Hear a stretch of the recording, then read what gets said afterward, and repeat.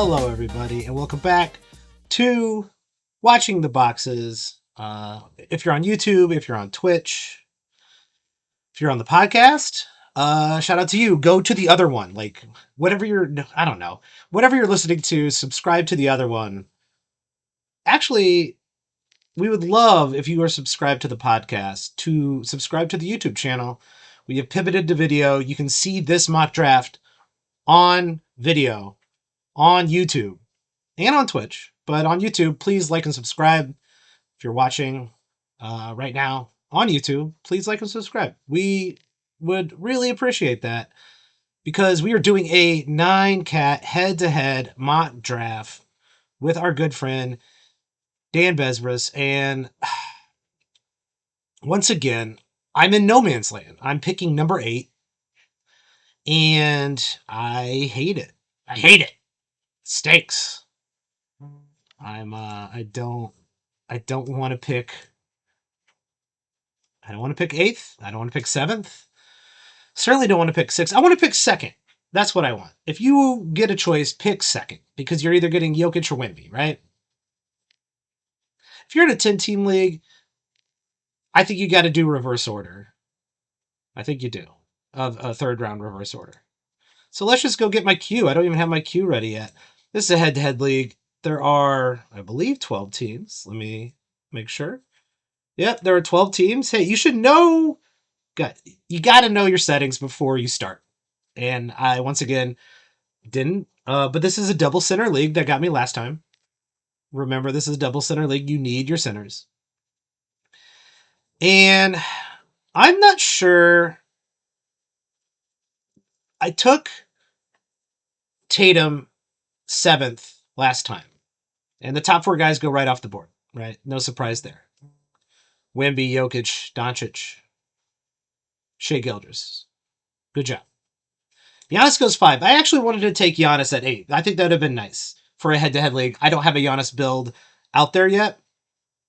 So I've taken Tyrese Halliburton in a mock draft before.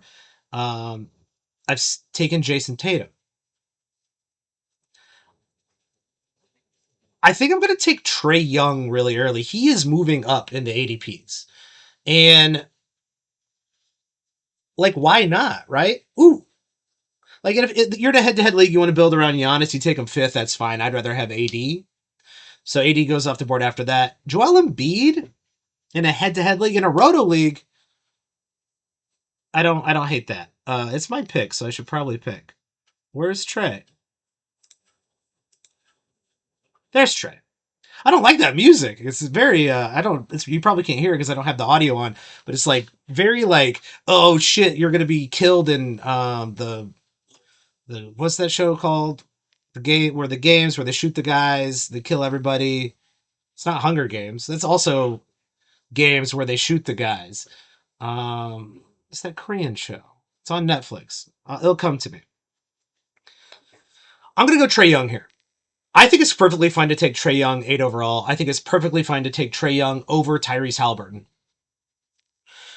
Trae Young in Atlanta is going to get weird with it. I don't think Atlanta's going to be good.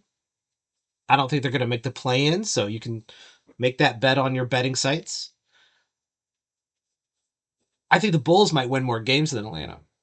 And the Bulls are going to be shit. But they're going to let Trae Young eat. And this is something I said in a previous podcast and or video. Why is Kevin Durant being drafted in the 2nd round? I get maybe not taking him at the 7th or 8th spot, but I don't think Kevin Durant should fall out of the turn. I don't. Why? He per game is a top. If he finished top 5 per game, would you be surprised? No. I don't think you would. So I'm hoping to get him here on the return. Trae Young, KD, boom, boom. That's a good start. My philosophy in the first 3 rounds is go best player available. I think Embiid, you knew he wasn't going to play back to back, so him falling into the second round, even in a head to head league, but especially in a roto league, I think is dumb. Taking him 7th overall though, that's risky. Blake 2020. I don't Blake 2020. What do you get a better name? I don't like that name. Halliburton goes off the board at pick 9. Anthony Edwards at pick 10. Anthony Edwards should not be picked in the first round. I've said it 1,000 times. I'm not sure Anthony Edwards should be picked in the second round. Is that crazy? Kind of.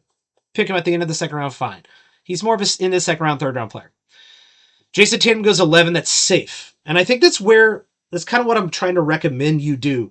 Do something safe in this no man's land. That way you can take the risk in the second round. If Embiid falls to you, boom, great. If KD falls to you, boom, great. If Steph Curry falls to you, even like those guys are all top 5, top 6 players per game. So how many games they end up playing or whatever. That way you go safe in number 1 with a good, solid starter that you love, and then you get a top per game, top 6, top 7 guys. So when they play, you're going to win those weeks. Yeah, I'm taking Kevin Durant here. I think it's a no-brainer. I think Kevin Durant, Steph Curry, Joel Embiid, James Harden should all go off the board in this first top of the second round space. Lonzo Ball is risky, but Lonzo Ball James Harden combo is fun. And the number one thing you should be doing here is having fun. I liked Sabonis, Tatum Sabonis. I don't know about that combo. Don't love it. But Sabonis is a second round player. You take him in the second round, that's fine. I'd much rather have the next people who come off the board. Karl-Anthony Towns, I think, is absolutely a top of the second round player, especially under Tibbs, especially in New York. Then it goes Curry, Durant, Embiid, and LeBron. Oof. You might win you might be setting yourself up to win the league. You also might be setting yourself up to be in last place. That is risk with, old man risk versus bad knees risk. Now, they're both great players. You both got them at good value. But you're now taking a risk on both those players. I think if you're taking a risk on one of those players, you can't take the risk on the second player. Because if your first 2 picks are busts, your season is over.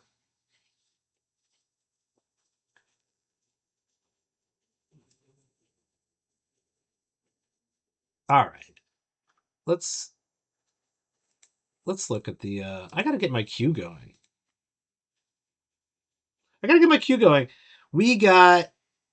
I took Kevin Durant at 17, LeBron James at 18, Donovan Mitchell at 19. These are all second round players. Scotty Barnes at 20, yeah, sure. Brunson at 21, yeah. Booker at 22, yes. Fox at 23, Damian Lillard at 24. I have seen Damian Lillard go at the end of the second round almost like 90% of my drafts, and I quite frankly think that's a steal. Damian Lillard is a top 20 player. If you get him outside of the top 20, that's a steal. I would rather have Dame Lillard than De'Aaron Fox, Devin Booker, and probably Jalen Brunson. Dame Lillard is going undervalued. So if you're picking, that's what's really nice. If you're picking in that 1-2 spot and you can get either Wemby or Jokic and then Dame Lillard, and then you're getting, I don't know, whoever's left on the board, Chet Holmgren, Tyrese Maxey, Kyrie Irving. Those are all really, really nice,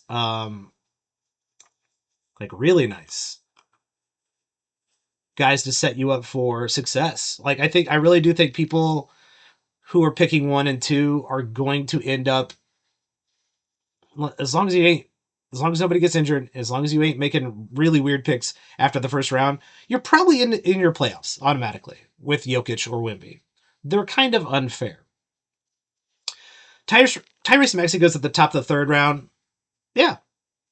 And I think you're seeing the ADPs really normalize. You're not getting a lot of guys falling quickly. Fred VanVleet is not falling to you in the 4th round any longer. He goes with the 3rd pick in the 3rd round. I think that's the right place to take him. All these guys going off. Jalen Williams might be a little high with Chet Holmgren out there, Kyrie Irving out there, but these are all good third-round picks. This is like a really well. People are drafting very well in here. I'm not happy about it. Oh, it's my pick. That sucks. I wasn't ready. I got KD. I need a pick, guys. I need a pick. Who am I picking? I don't like Jaren Jackson there. I don't like Bam there. Well, I auto picked Kawhi Leonard, and you know what? They didn't give me the music. Dumb. But I think I would rather have Jaren Jackson Jr. there. I almost tried to get him. Hey, note to self: pay attention when you're streaming. This is harder than it looks. Get yourself a queue. I did not have a queue. That's on me. I like Jalen Johnson in the third round. I like DeJounte Murray in the third round. Lowry and Bam. So if they fall to me in the fourth round, that's great. I do need a center, so Evan Mobley, Desmond Bane would be nice. I do like Jimmy Butler a lot in the fourth round. I don't love Miles Turner in the fourth round, but I'm going to put him on my list because this is a dual center league, and hope I don't get him. Probably way too early for DeMar and Darius Garland and Mikal Bridges. I don't love that I got Kawhi Leonard in the third round on that auto pick. But like, if I got him in the fourth round on auto pick or just picked him in the fourth round, would I be fine with that? Yes. And here's why. He has the top 10 upside. Like, the guy I'm not picking is who went sixth in the third round, Paul George. Like, Kyrie Irving in the third round, absolutely. But Paul George, not anymore. He already tweaked his knee. He's not playing back-to-backs. And I know I've made this argument, hey, Embiid's not playing back-to-backs. Kawhi's not playing back-to-backs. Yeah, those guys aren't playing back-to-backs, but you already knew that. Paul George not playing back-to-backs does lower his value. I think into the fourth round, maybe even fifth round because he tweaked that knee, and a bone bruise is what the diagnosis came back, and that's great that it's not something more serious, but a bone bruise is not great. It's not pleasant. And honestly, he might not play for the first month of the season. Because that team is only playing for the finals. Paul George is getting up there in age. He's had injuries before. And I think the franchise wants them to be healthy going into the playoffs. If that bone bruise lingers, he's going to sit a lot. If it lingers throughout the first half of the season, he's going to sit more than back-to-backs. And so Paul George being like a top 20 player, not a top 10 player like Embiid and Kawhi per game, I'm much less willing to take that risk. Simple as that. So if I take Kawhi in the fourth round, I actually like Kawhi in the fourth round, that's fine. A lot of people don't. A lot of people are like, oh, avoid Kawhi Leonard.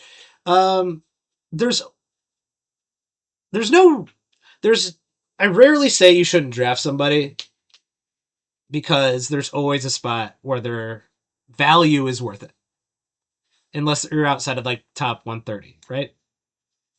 So finishing out the third round, Jaren Jackson, Cade Cunningham, sure. DeJounte Murray, I like him more than John Morant. I think Lauri Markkanen a third round player. Going in the fourth round is great to get him there. Same with Bam. Same with Jalen Johnson. I think those three guys that started the fourth round are all third round players.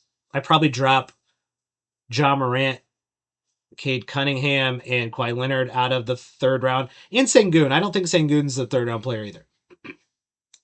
Probably Evan Mobley is more of a third round player.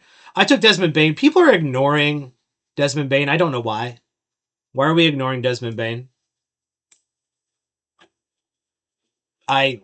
He's really good, and John Morant's not going to be like super healthy throughout the year, and Desmond Bane's like 25 or 6 or 7 going into his prime.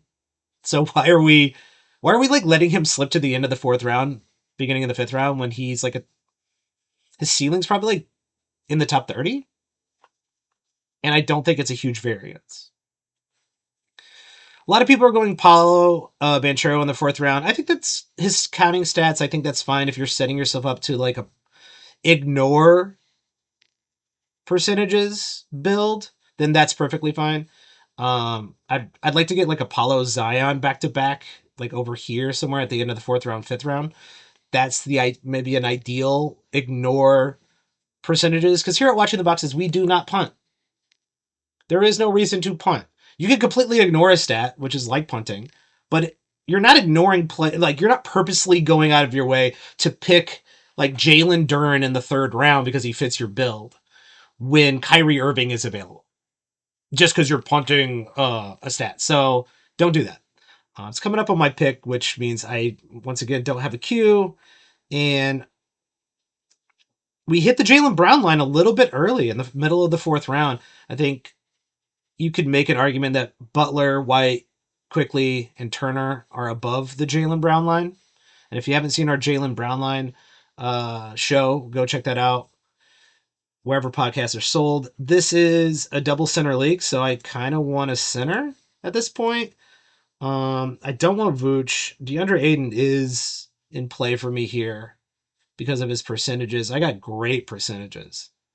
But I think because I have great percentages and crazy free throws from Young, KD, and Bane, I'm going to build out my team. This is the point in the draft where you got to figure out what you want to do. Best player available, top 3. Now, I got auto-drafted Kawhi, but whatever.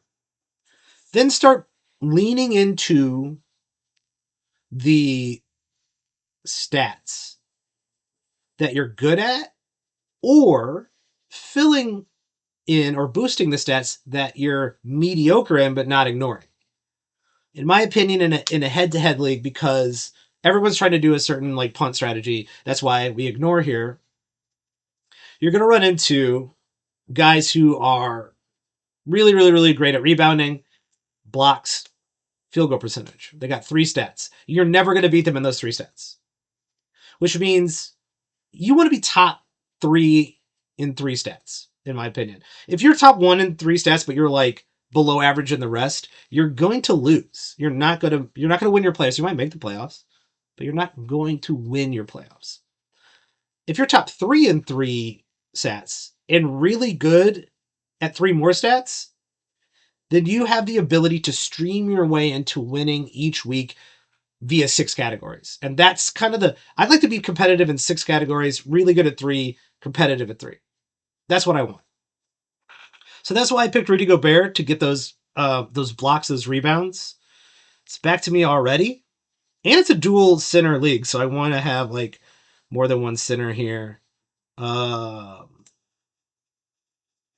Do I want Brandon Miller? Sure. It's a little early for Brandon Miller. 65. That's probably a little below his value. I think he could approach being a top 50 player this season if everything goes right with him. But he also could not. He could also be like a top 80 player. So 65 in the middle. I'm okay with taking that risk. What's up, Shining Drake? Thanks for joining the stream on Twitch, twitch.tv/watching the boxes. Doing a live stream and doing a draft is actually quite difficult. I'll start breaking down the 5th and 6th rounds in a little bit, but all these guys here, there's nothing that stands out as like, oh my God, what are you doing? Kind of picks here in the 5th and 6th rounds. I love Tobias Harris as like a top 50 player. And getting him, Franz Wagner, Ayton on the turn. I like those choices. This is a very good, if you're going into a draft and need like a template for what a decent draft looks like, I'd actually point at this one. This is actually a pretty maybe by the book is a little insulting, but it's a pretty by the book draft. Shining Drake, we are on YouTube. But check us out on YouTube and Twitch and the podcast. Do all three. Subscribe to all three. Send me money in the mail. That'd be cool as well. Ooh. All right. I got to focus here. I've been trying to do too many things at once at the same time. Pool Hart and no, who do you have? Who's that third? Hartenstein and Miller a little early here in the 6th round. That's a good question. The answer is probably, but we're in like the we're in that first plateau region. So if you need a center and you feel strongly about Hartenstein and you're past like the 60th pick, you're in that plateau. Those guys are in that plateau and you feel strongly about them, then go for it. I'm looking for guys who have top 50 upside in this space.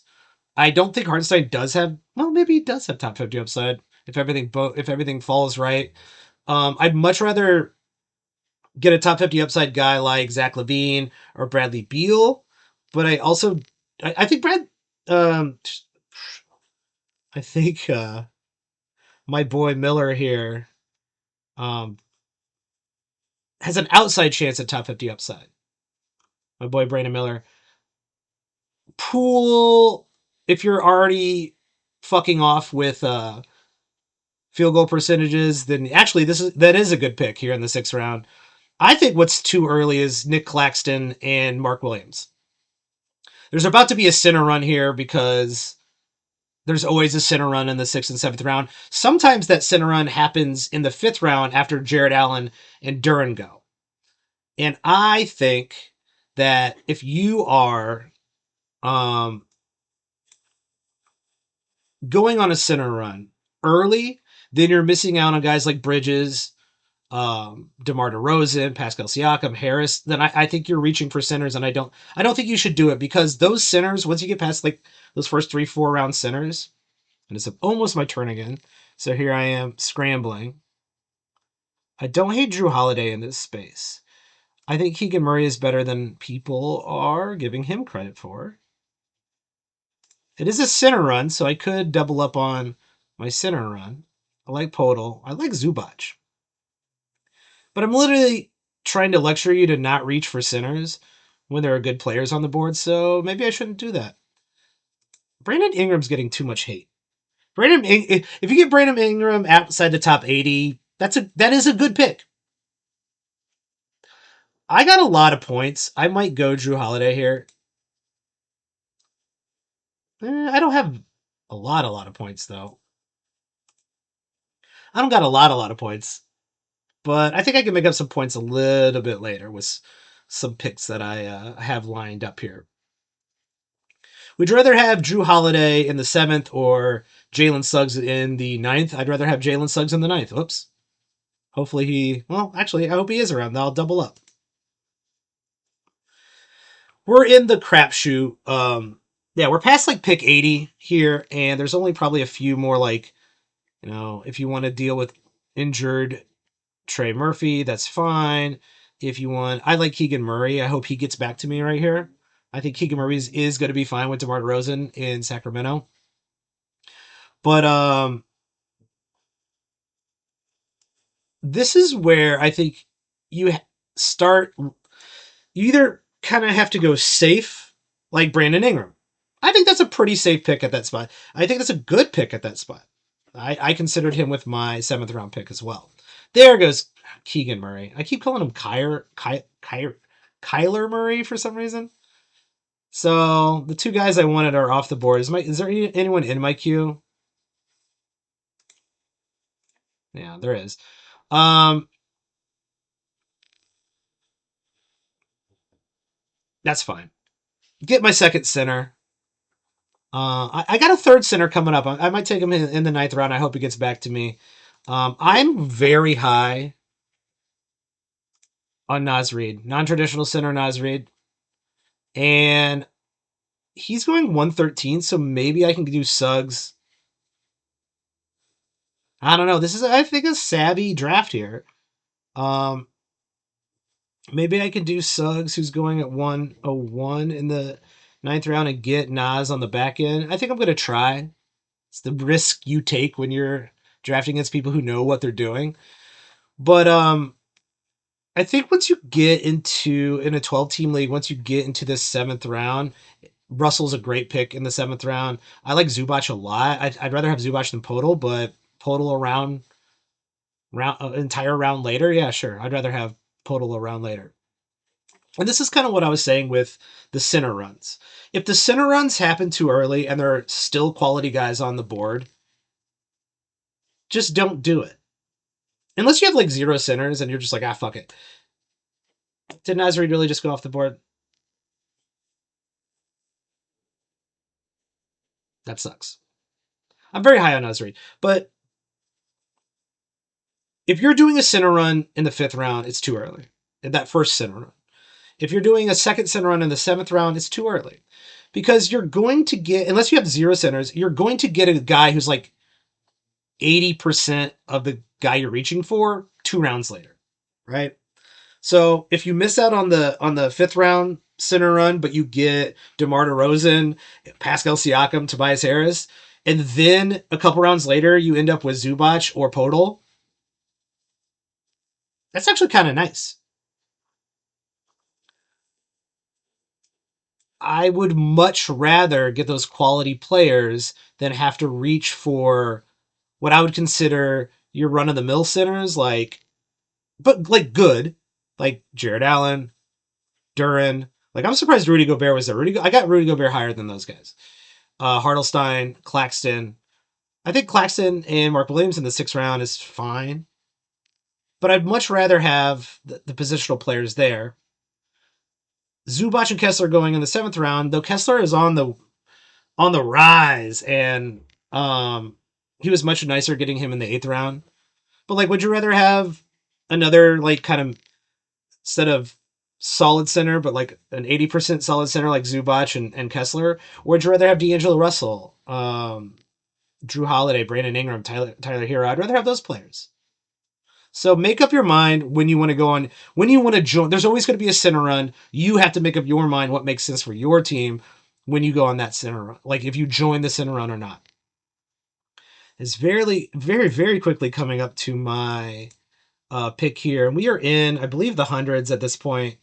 And I think once you get to 100, you got to take a reach. You got to go for somebody who you think's got really, really nice upside. And I think Keontae George and Okongwu have great upside. I'm going to go, I don't have a lot of scoring, or I need some scoring. I have some good scoring up here, but I don't have good scoring down here, so I need to balance that out.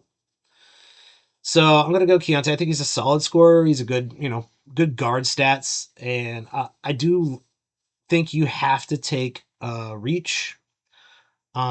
Yeah, Shining Drake, I think, like, I don't know if I love Rozier, but Rozier is probably going to come back to me, quite frankly. And since, Jalen Green went right before me, that's probably your best scorer in this space here. I don't, you know what? People are really getting excited about Zach Edey. I'll put him on my queue, but I don't want him. Jeremy Grant's going to be a late source of points. RJ Barrett. Terry Rozier is probably going to come back to me. I don't hate Middleton in the plus 100 range. I don't hate Trace Jackson Davis. But I think I'm going to avoid all those Golden State guys. I think they're kind of all going to poach each other, get rotated. None of them are going to get the usage that you desire. Ooh, I'm a big Alex Sarr fan too. Alex Sarr's going 129. I bet you he doesn't get back to me. I bet you if I don't take him here, he doesn't get back to me. So Shaden Sharp is a good source of points. Malik Monk is a good source of points. See, there's always like little sources here and there in the later rounds where you can like recalibrate your team later in the draft. I like Taylor Hendricks as a later round pick. Al Horford's going to play a lot. Jaden Ivey. I love Jaden Ivey. See, there's plenty of good guys left out here. There goes Zach Edey. Oh, already to me. That was quick. Already to me. So the safe pick here is probably Jeremy Grant. Solid points. A little more risky points pick is Sharp or Monk. Or you go upside with Sar. I don't think Sar gets back to me. Let's go upside. Fuck, who cares? Let's go upside. That's kind of fun. I agree that Terry Rozier has if everybody gets hurt in Miami, Terry Rozier is going to be the guy, and when Terry Rozier is the guy, he gets silly with it. But that's a lot of ifs, if. And they love to do strange rotations in Miami. They love to make their bench players play a lot of minutes. And if they're saving themselves for the playoffs, maybe even if they get injured, Terry Rozier doesn't have that big of a role. And Terry Rozier did fall off pretty decently after he got traded to Miami. He was not the same player. He's still going to get good points and assists and a decent steal. But I don't know. I'm not a big Terry Rozier fan this year. If you have a draft coming up, as Shining Drake does, who's chatting with me on Twitch, number one, set your queue. Like, just go out there and set your queue now, actually. Get your tiers, your top tier players, and just start placing them. And just go, do I want this guy? If it was a Mike only draft, how do I want this to proceed? And get yourself a good top 45. Because after that, you reach the Jaylen Brown line, who is either the best worst player or the worst best player. And after that kind of like the Z score or the the overall rating of the player starts to like really plateau out. And that's what I talk about when I talk about a plateau region. And then in that plateau region, in that like 45 to 75 range, that first plateau, just highlight the guys that you think could break out of that plateau. And those are the guys you should focus on. After that, in that second plateau region, highlight the guys who you think have the best upside. Because if you're past pick 100, there is like a 50% chance that guy's on the waiver wire next week. Like, not next week, but like after the first or second week of the season, when all of a sudden there's a breakout guy on the waiver wire, you kind of want to be able to drop like the bench, the entire bench. You want to like feel comfortable dropping your entire bench in case the waiver wire gets crazy. So that's why I suggest having a balance of like dependable guys and upside guys.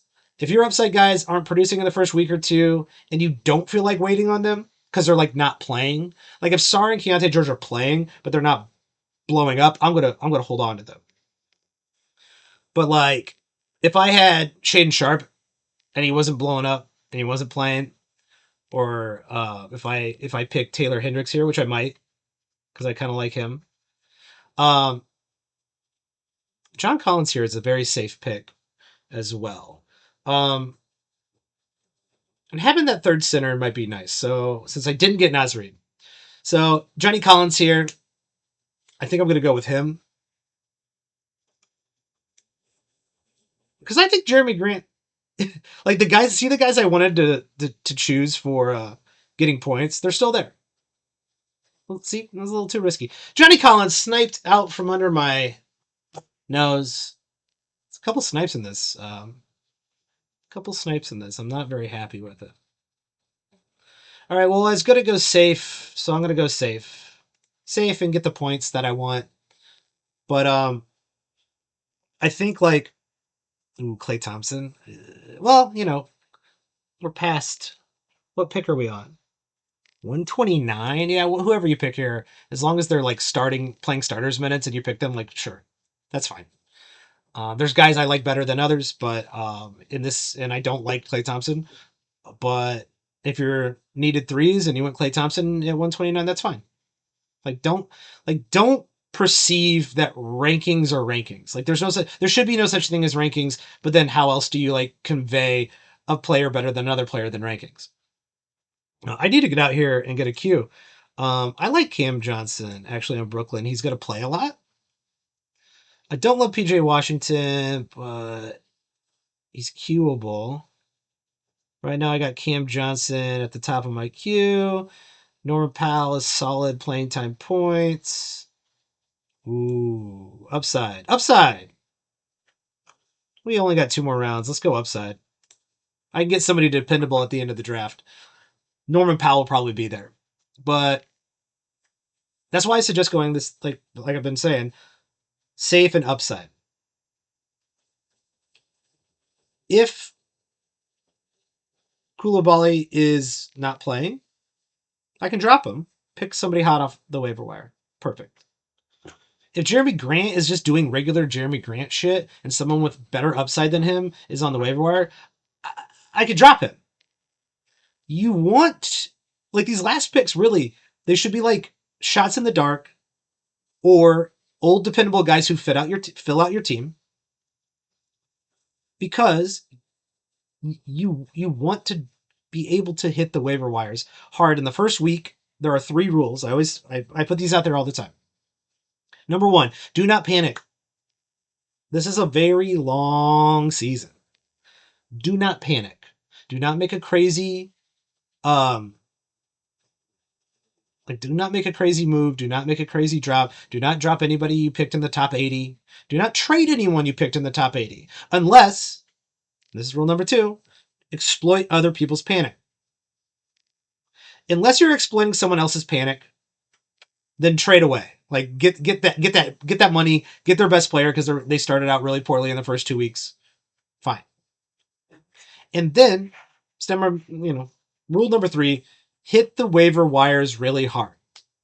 So outside of your top 80, your second plateau region, kind of 90, 100 range, all those guys are interchangeable probably with the majority of the people on the waiver wire. If someone has good upside on the waiver wire,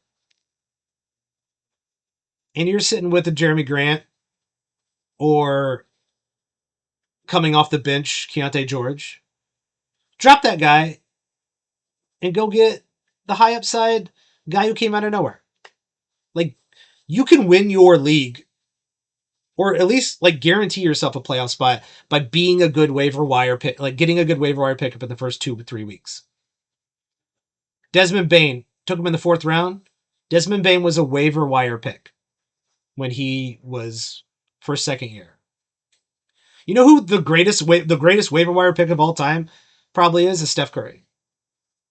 His first couple years, he was good. He was hanging out on the waiver wire. And if you're in a keeper league and you picked him up on the waiver wire, you've probably spent a decade making the playoffs. You still are. Probably over a decade, right?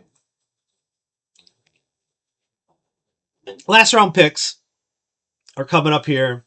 And my last round picks are actually going off the board early. Someone might be listening to the podcast. Shout out to them. Andre Drummond, I think, apparently he's moved into the next to last round. Take Andre Drummond in the next to last round. I'm absolutely 100% for that. I love that pick. I love that shot in the dark. I don't want to go boring safe here, do I? Not really. It's not fun. It's not fun to go boring safe at this stage.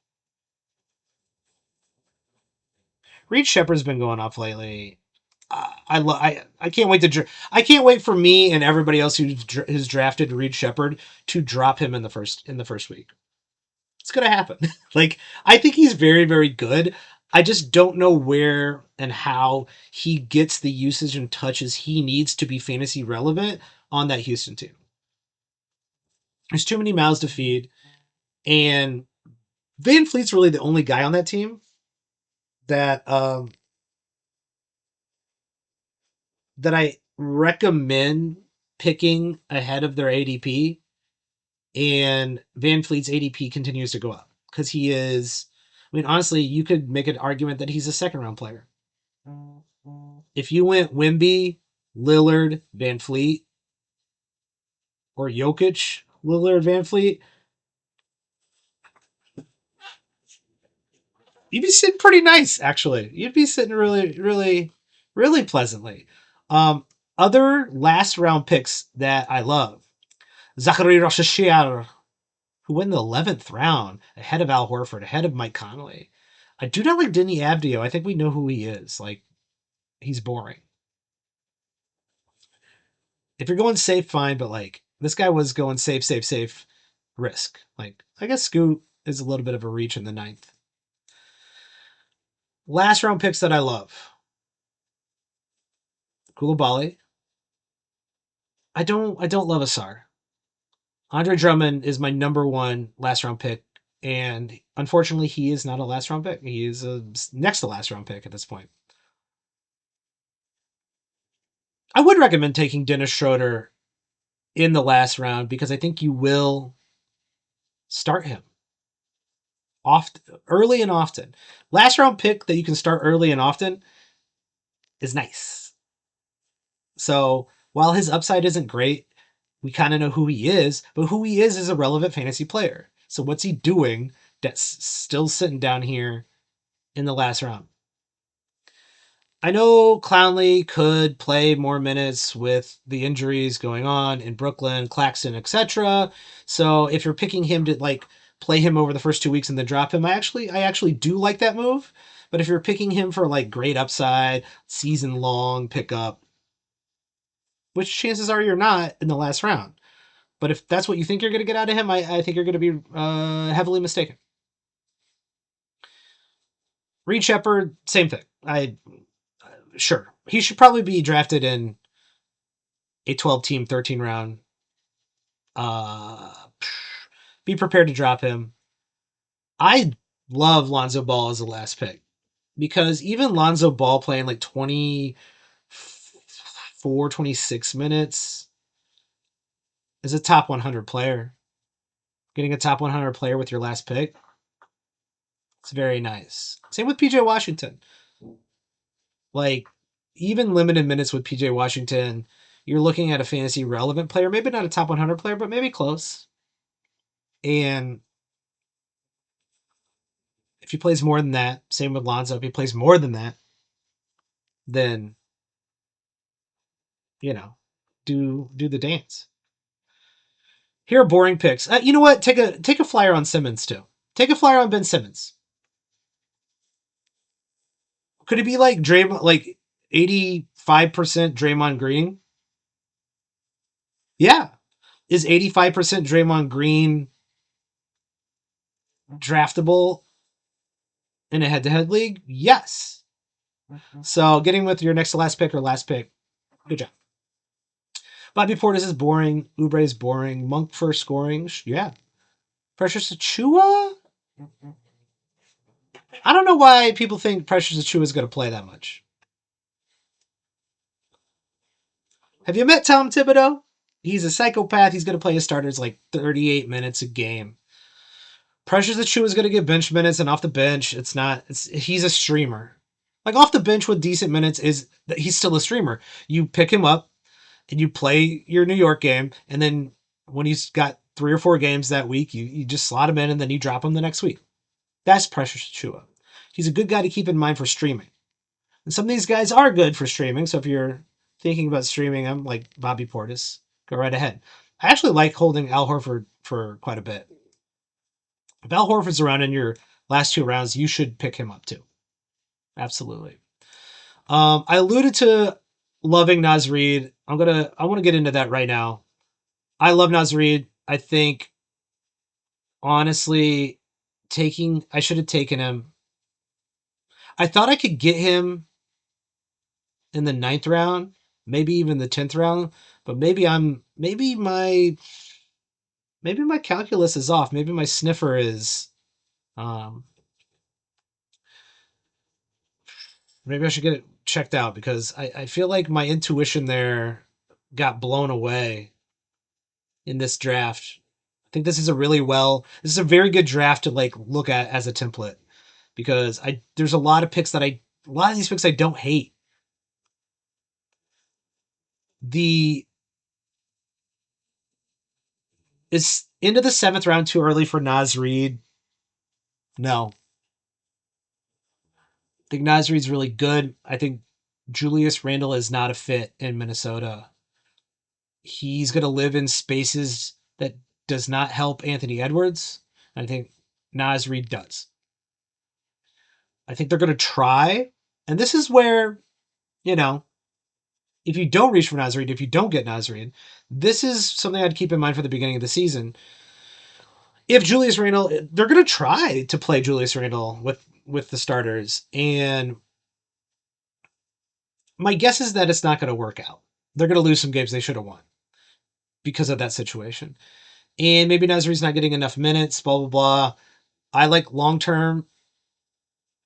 I really like Naz Reid for the whole season as someone you could take in the 7th round, because at the some point Julius Randle's going to move to the bench.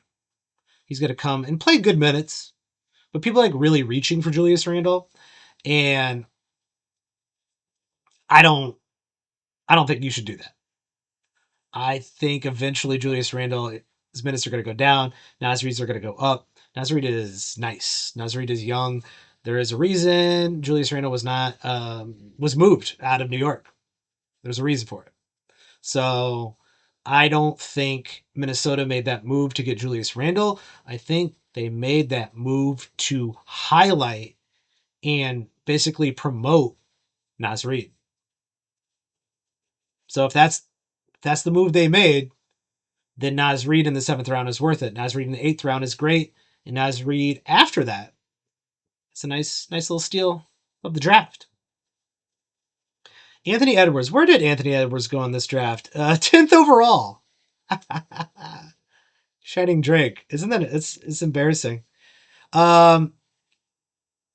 That's the thing. That's what's wild about this is like, I think this is a really good template draft minus that one pick, because that same guy who took Anthony Edwards at 10 then took Karl-Anthony Towns with the 3rd pick in the 2nd round. And I really like that pick.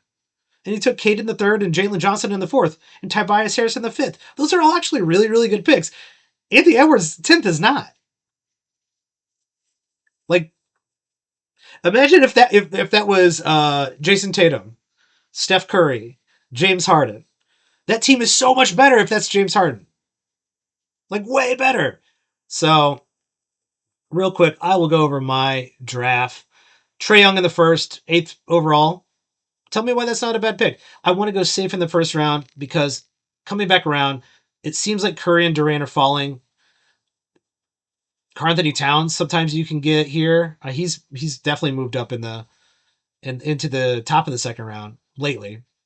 And sometimes Joel Embiid falls into the middle of the 2nd round. Now, he went before my pick, but like, if Joel Embiid doesn't go 7th, and all of a sudden Joel Embiid's coming back to me in the middle of the 2nd round, Trae Young, Joel Embiid, yo, that's a start. I was not paying any attention. I was talking to you. I blame you, the viewer. I blame you, the viewer.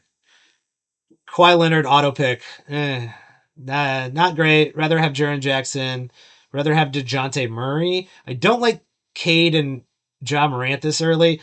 I think Lauri Markkanen, Bam, Jalen Johnson, Evan Mobley, those are all 3rd round players that ended up in the 4th. Desmond Bane in the 4th round. That's people are not paying any attention to Desmond Bane, and I don't know why. It doesn't make any sense to me. If I ended up with Kawhi Leonard sitting here in the 4th, and I had DeJounte Murray already, I might actually take Kawhi Leonard in the 4th. I think we know he's going to sit back to backs. We already know Kawhi Leonard's not going to play that much this season, but he's not going to not playing that much means like 55 to 65 games.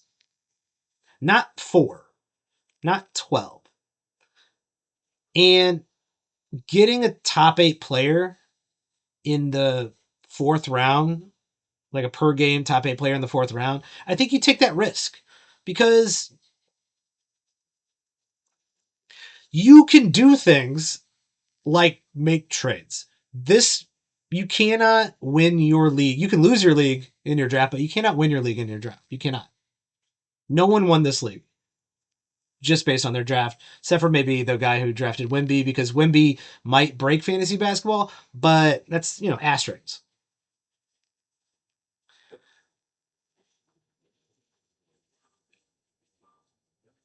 Anyway, I'd take Kawhi Leonard in the 4th. Unfortunately, I auto drafted him in the 3rd.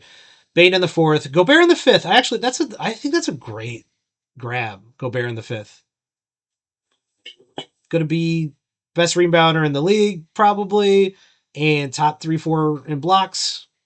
Round out the team. Got good scorers. I like Brandon Miller in the sixth.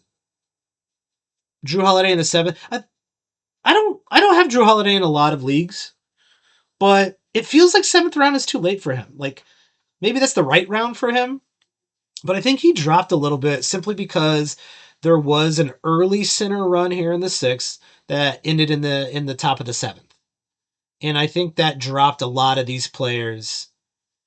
OG Anunoby, Vassell, Drew Holiday, Ingram, Tyler Hero. It dropped them, pushed them back, and even D'Angelo Russell, I think, set in the seventh round. That's a really nice pick in the seventh round. After that round, it is go with your gut, go with your build, and go with your upside. I needed another center, so Podol was there.